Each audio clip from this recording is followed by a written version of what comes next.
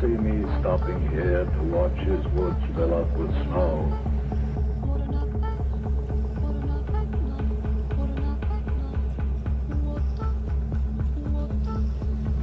My little horse must think it queer to stop without a farmhouse near,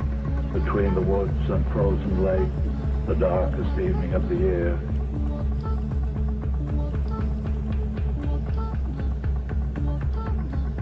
The only other sounds the sweep of easy wind and downy flake.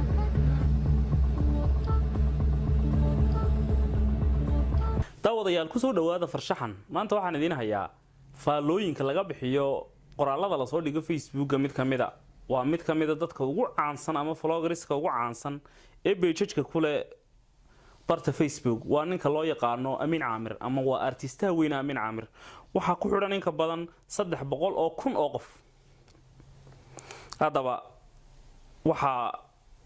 maadiye madadaala ku jirta ama ruwaayadi ku jirta faalooyinka laga bixiyo muuqaalada ama sawirada uu soo dhigo hadda waxaynu eegi doonaa faalooyinka laga bixiyay sawirkan uu soo dhigay 14 bishii January aynu eegi doonaa faalooyinka laga bixiyay waa yahay midba wuxuu yiri adiga qofkan ku siin lacag waa fidno waxa dhacay uma jeedid ee dhuunta ku dheer alla dhuunta Soomaaliga ayaa meesha ku adag alla dhuunta ku waabay maalin waa lagu xisaabin insha Allah mid kale waxa soo qortay wallahi waa fidno ilaahay sharkooda Soomaaliha ka haya waa dad qabiiladoodii madow waa dad qalbiyadoodii madoobaadeen oo iyagoo cimrigaas door biday inay shisheeyo u adeegan kana shaqeeyaan had iyo jeer wixii Soomaaliya nabadeeda ka soo horjeeda allawiya gasiirada Guam ee masaska kaliya ku nool yihiin geeyo oo ka soo taga sababtoo iyaga ayaa mas ku noqday dalkeeni hooyo iyo kuwa kale lamida team adag waa ragii ka dhiidiyay musuqmaasuqa nabar iyo naxdin waa geesiyaashii dalka u kacay SYL ka sanadkan guuleysta dadka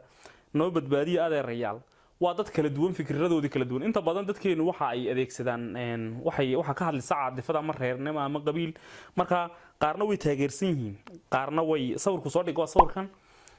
waa sawir kooxda fidno u bixiyay waxa weeyaan Faarax waa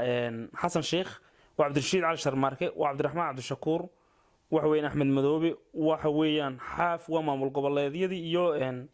waa xildhibaan fiqi waa Fartaag waa Sambaloolshe waa Mahad hadaba way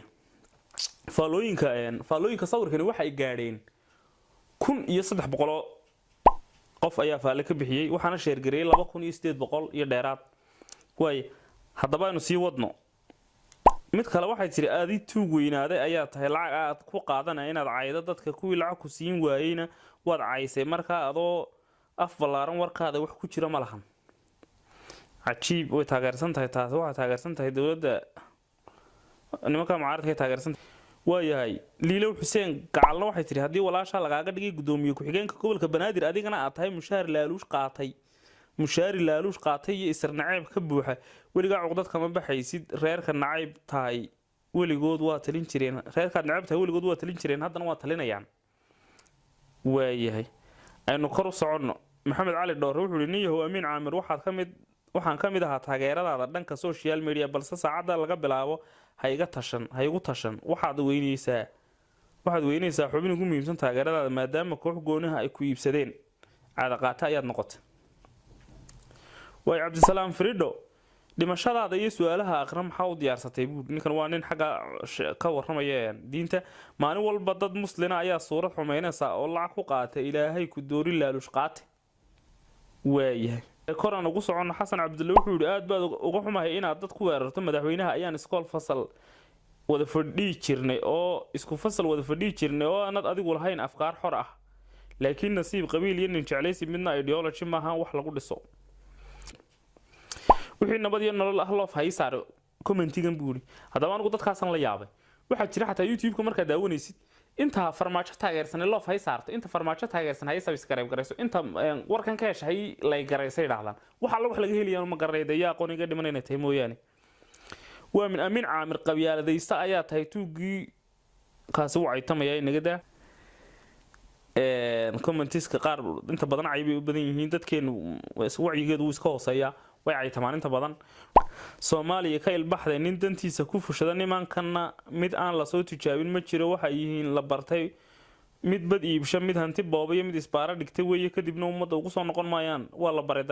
bartay danaystayaasha qabiil waan ka daalno oo qabqablaha suntiisii qalbigeenna wuu nacay qarandumisna diidno qorshaheennu waa nabad guul iyo gobonimo nabad iyo nolol Soomaaliyeed aynu hore u soconay horjoogaha qabiilka iyo danaystaha qurunkooda maya dhaha way abwaan Cabdirasaaq Ladanay ayaa intay yidhi way intaasan ku joojinaynaa waa inoo toddobaadkan iyo toddobaadka xigay iyo qormada dambe